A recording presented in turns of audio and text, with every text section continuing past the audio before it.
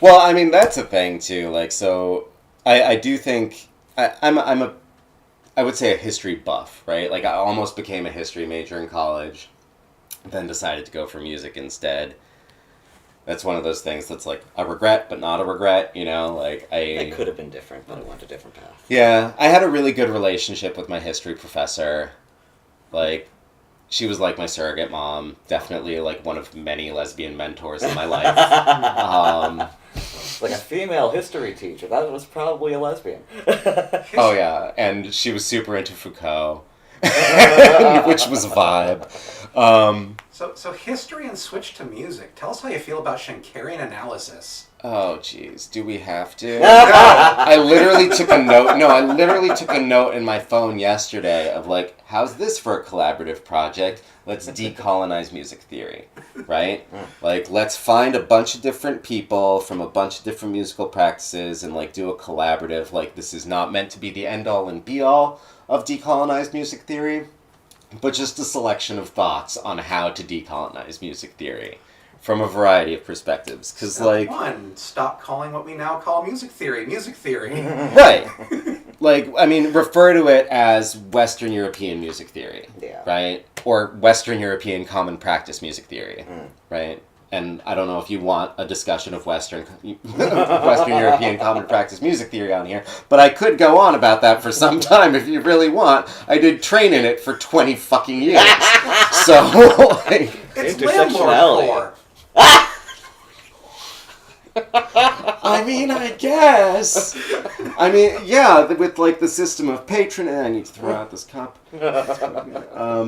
But, yeah, I mean, like, I work for an institution that, like, I feel like I'm giving this away, but I work for an institution whose primary focus is Bach. And, like, back in Bach's day, you literally were, like, a servant of a noble lord or a church or whatever, and, like, you were their composer. Yeah. Right? Like... Which was one of the better ways to be a musician, because then you didn't starve to death. Right, you survived if you did that, but, like, that was the only way to be. Yeah. Right? So, like, and there's this long... The thing I think that gets forgotten is that regardless of whether that's the way it's still done, it evolved from there, right? It came out of there. That's its lineage, right? It's like... Because I can bring everything back to Star Trek. It's like in Star Trek, the Klingons, right? They're like this violent warrior race, but they've supposedly evolved like this because they were hounded by tribbles for millennia. No, I'm kidding. How does it feel to be the second trans person who, during this interview process, that has brought up Star Trek? I mean... You're going to get more... I'm not going to assume that this is, like, the intersection of being trans and...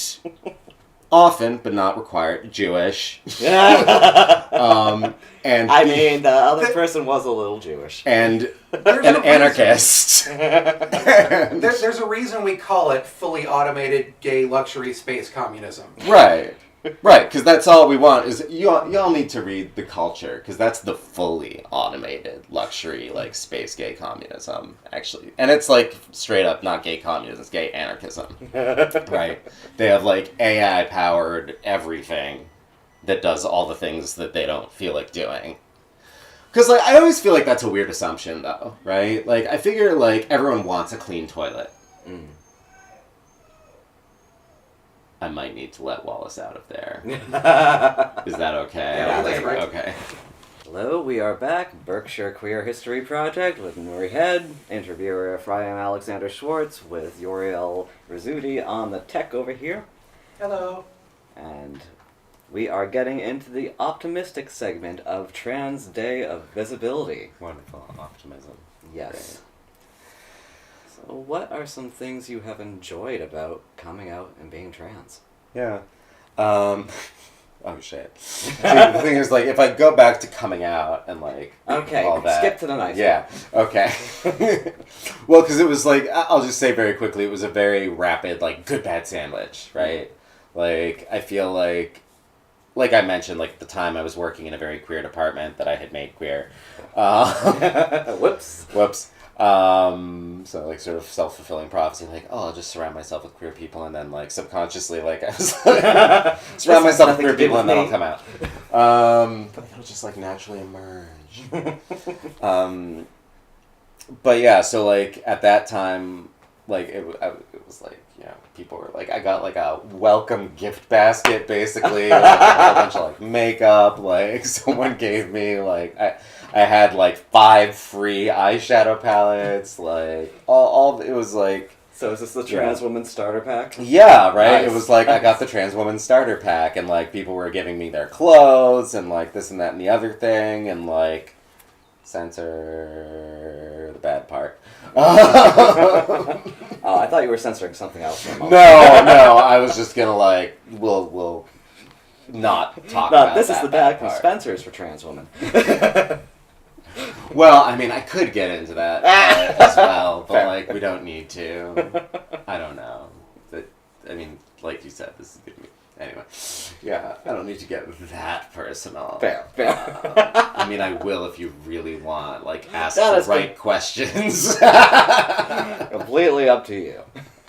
Where was I? I forget. Oh, so we were talking about like positive bits of like coming out trans. So like, I mean, one is I feel like most of the time, I feel like I can more, like, naturally be myself. Sometimes I feel like that gets still, like, shot down just, like, by society or whatever. And, like, just, like, being out there. Like, for a while, this is an aside, but, like, for a while I was, like, very present on TikTok. And, like, I built up a 2,000 follower audience, which isn't that huge, but, like, big enough that you could go live. And I was doing lives pretty regularly for a time. But, like, every time I would go live, because of... I would immediately get like I did an experiment once. I did Bigot Bingo on live. Oh, God. I might even it's possible I even still have it in this book actually. But like I made a bingo card of actually no, I threw them out. I remember because I didn't want to retain that like energy. But I made a bingo card of like all the things they were going to say. Oh no! Right? And the middle one, the gimme, right? I put in there, someone calls me Howard Mandel, right? Because the intersection of transphobes and anti-Semites is a circle. It is a circle, right? And if you're a Jewish transphobe, I've got words for you.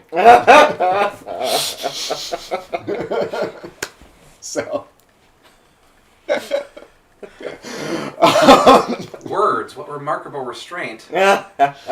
Well, anyway.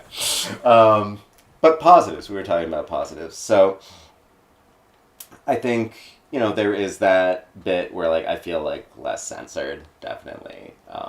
And I don't know if that's just... See, like, that's the thing, is, like, coming out was conflated with so many other good events in my life, but also very dramatic, traumatic, and, like, shocking shifts. So, like, I mean, I associate it with freedom, right? I associate it with being me. I also associate it with crushing debt. You know, and... That's like, a hell of a pink tax. Yeah, I mean... And a shrinking salary. Like, my salary... Like, I left my previous job and took on a job that paid me less money, right? And I got, like, 1 raise in the 3 years almost I've been there, and that barely accommodated... Like, that didn't even bring me up to where my salary was before I had left my previous job, right? And now I'm facing my job becoming part-time in the fall, right? And, like, I don't even know if that's something I should be talking about, but white supremacist culture tells us we're not supposed to talk about how our employers are doing this shitty thing to us, and how I'm one of 2 queer Jews there who happens to be one of, the 2 who, like, right, the 2 full-time employees who are being made part-time. Oh, it's just a coincidence. I'm sure they didn't, like, set out to do that, right, consciously. I don't think anyone sat down and said, hey, these 2 full-time employees are Jewish and they're queer and we're going to cut their hours. I don't think anyone sat down and said those words. But it's there and it happened, right? And this is something we're not supposed to say. We're not supposed to talk about it. We're not supposed to say these words out loud. These words being said out loud make us unemployable. And I'm supposed to be talking about a positive, about coming out.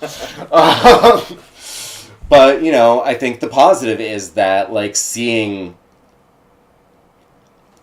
how even people who talk a good game about injustice and, like, who tokenize very well in their professional areas, like, I'm feeling less fettered, you know, about speaking my mind. I think I said before, like,